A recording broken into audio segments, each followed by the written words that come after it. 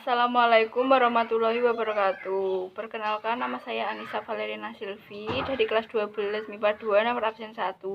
Pada video kali ini saya akan menjelaskan tentang rahmat Islam bagi alam semesta.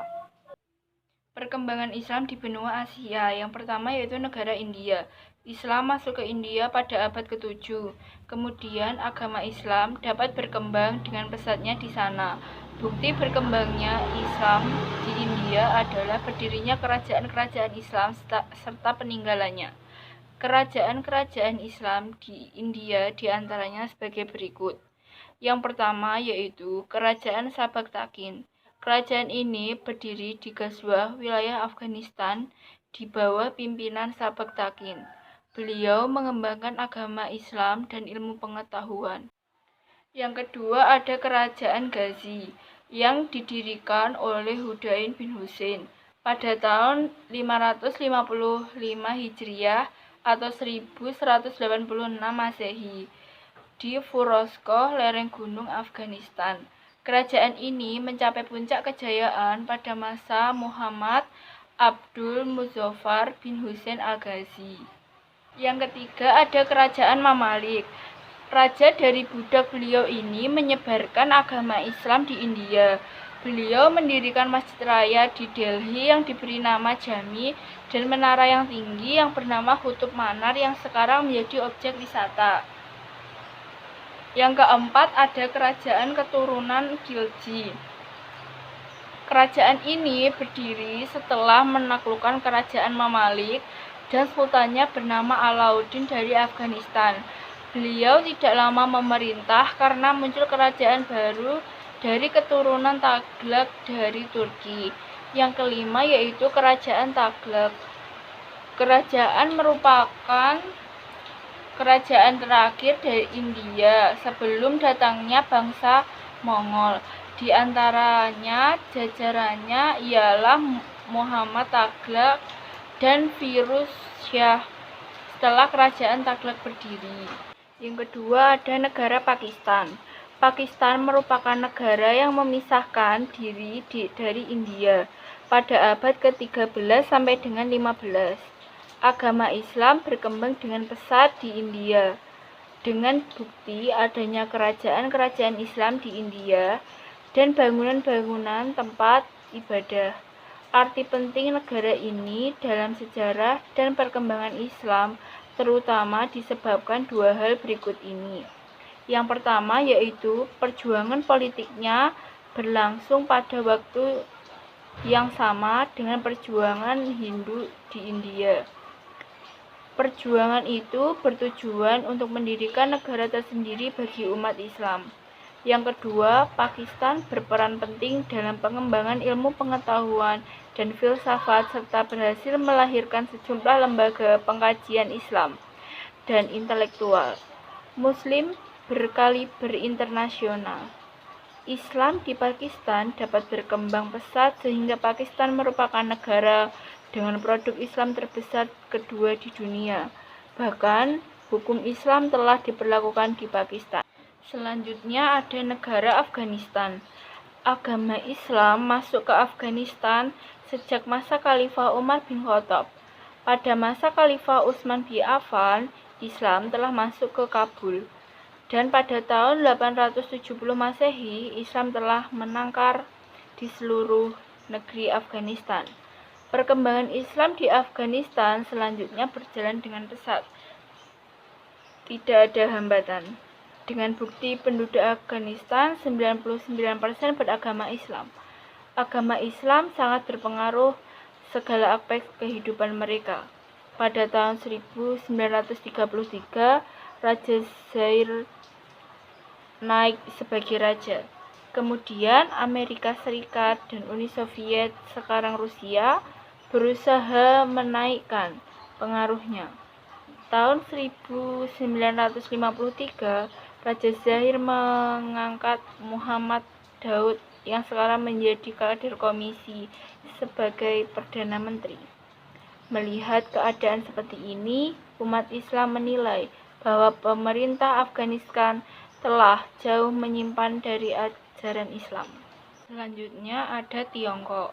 Agama Islam masuk ke wilayah Tiongkok sekitar abad ke-10, yaitu langsung dari bangsa Arab dan para saudagar yang datang dari India.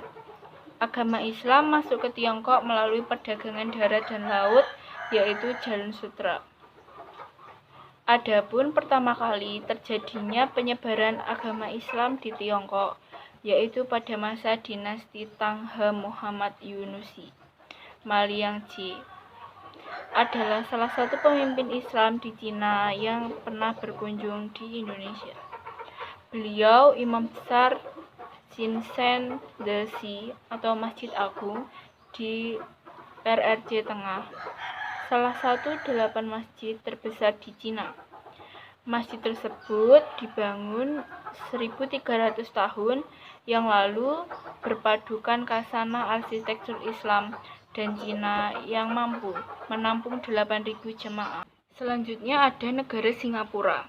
Perkembangan Islam di Singapura boleh dikatakan tidak ada hambatan, baik dari segi politik maupun birokratis. Muslim di Singapura 15% dari jumlah penduduknya, yaitu 76.000 orang. Sebagai pusat kegiatan Islam, ada 80 masjid yang ada di Singapura. Pada tanggal 1 Juli 1968, dibentuklah MUS atau Majelis Ulama Islam Singapura, yang mempunyai tanggung jawab atas aktivitas keagamaan, kesehatan, pendidikan, perekonomian, kemasyarakatan, dan kebudayaan Islam. Selanjutnya ada dari negara Thailand. Agama Islam masuk ke Thailand melalui Kerajaan Pasai. Ketika Kerajaan Pasai ditaklukkan Thailand, Raja Zainal Abidin dan orang-orang Islam banyak yang ditawan. Setelah membayar tebusan, mereka dikeluarkan dari Taiwan. Dan para tawanan tersebut ada yang paling dan juga ada yang menetap di Thailand, sehingga mereka menyebarkan agama Islam. Tekanan Raja Thailand terhadap Sultan Muzaffar Shah pada tahun 1424 sampai 1444 dari Malacca tetap tunduk kepada Thailand dengan membayar upeti sebanyak 40 tahil emas per tahun ditolaknya. Selanjutnya ada dari negara Filipina. Berdasarkan catatan Kapten Thomas Force tahun 1775 Masehi, orang Arab yang mula-mula masuk Pulau Mindanao di Filipina adalah mubalik yang bernama kebangsaan pada abad ke-15 Masehi. Sedangkan yang menyebabkan agama Islam dari Pulau Sulu ialah Syahid Abdul Aziz dari Jeddah. Muslim di Filipina adalah minoritas dan nasib mereka sekarang sangat memprihatinkan, seperti nasib Muslim di Thailand, Kamboja, Vietnam, Myanmar, dan umat Islam mendapat gangguan, tekanan, bahkan pembasmian dari pihak-pihak yang memusuhnya. Hingga kini, Muslim Moro terus berjuang untuk memperoleh otonomi, karena mereka selalu ditindas dan diperlakukan sebagai warga kelas 2 oleh pemerintah Manila. Oleh karena itu, Muslim terus berjuang mempertahankan dirinya, agama, dan identitas sebagai Muslim. Selanjutnya yaitu Malaysia. Seorang ulama bernama Sidi Abdul Aziz dari Jeddah berhasil mengalahkan pejabat pemerintah Malaka. Kemudian terbentuklah kerajaan Islam di Malaka dengan rajanya pertama, yaitu Sultan Permaisura. Setelah beliau wafat, digantikan oleh Sultan Iskandar Shah dan penyiar Islam bertambah maju pada masa Sultan Mansur Shah.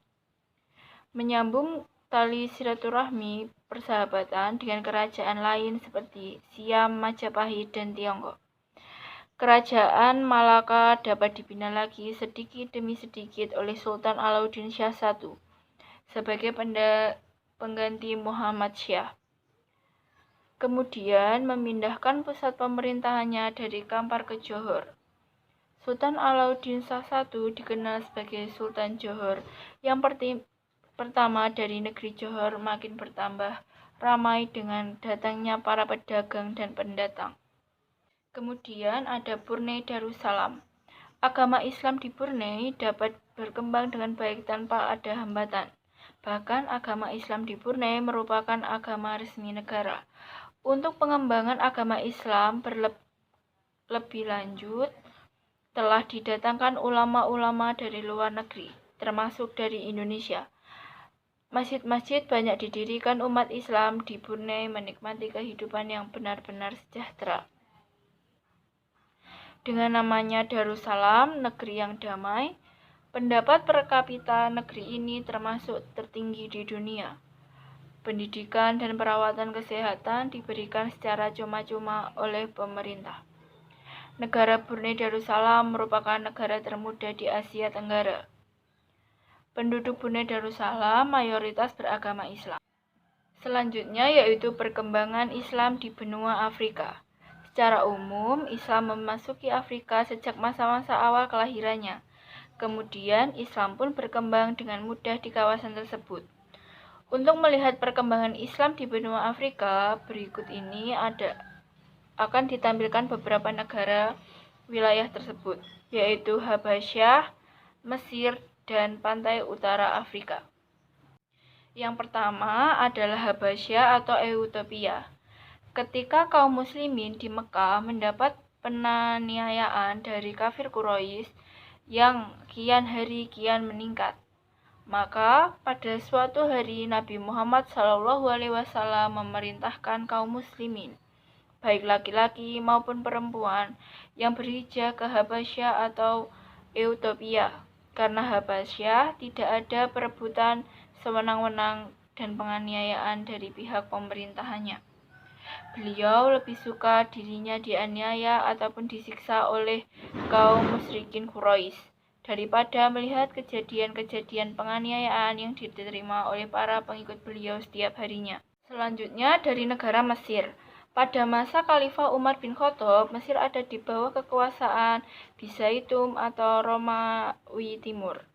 Masyarakat Mesir sedang dilanda perpecahan dan pertentangan antara berbagai mazhaban aliran agama Nasrani.